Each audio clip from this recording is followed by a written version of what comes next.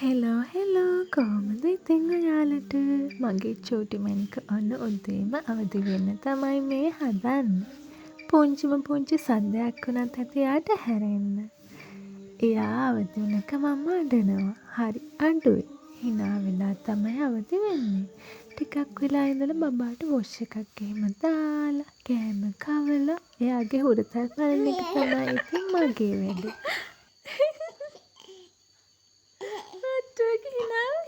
හිනායි සාදු හිනායි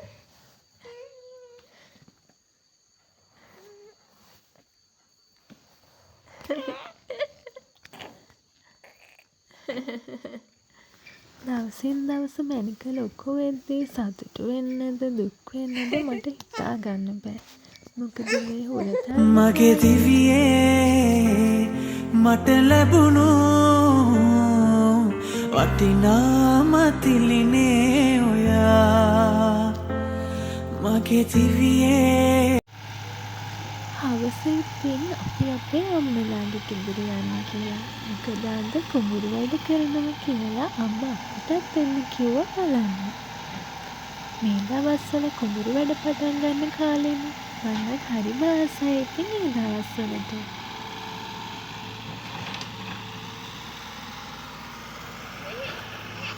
ගෙදර ආවම බබා ඉන්නේ අම්මගේ.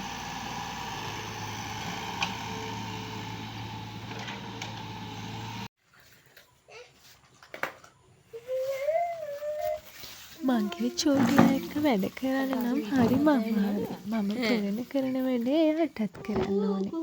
බලන්නකෝ දැන් අතුග ගා හිටිය කොස්ස අරගෙන එයා කරන වැඩේ. අවදි වෙන්න වෙලාවයි හිමිදිරියේ අවදි වෙලා පාඩම් කරන්න ගන්න අලුත් පාඩමක් චිත් චිත්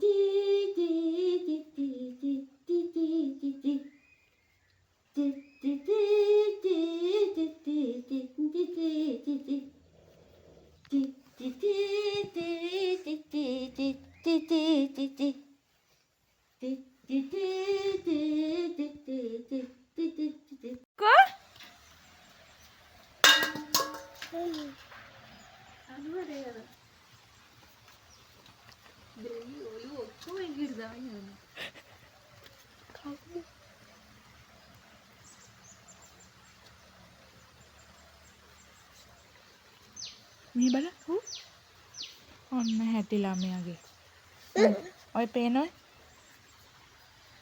මුළු පුරාම පොල් කුඩු හිරවගෙන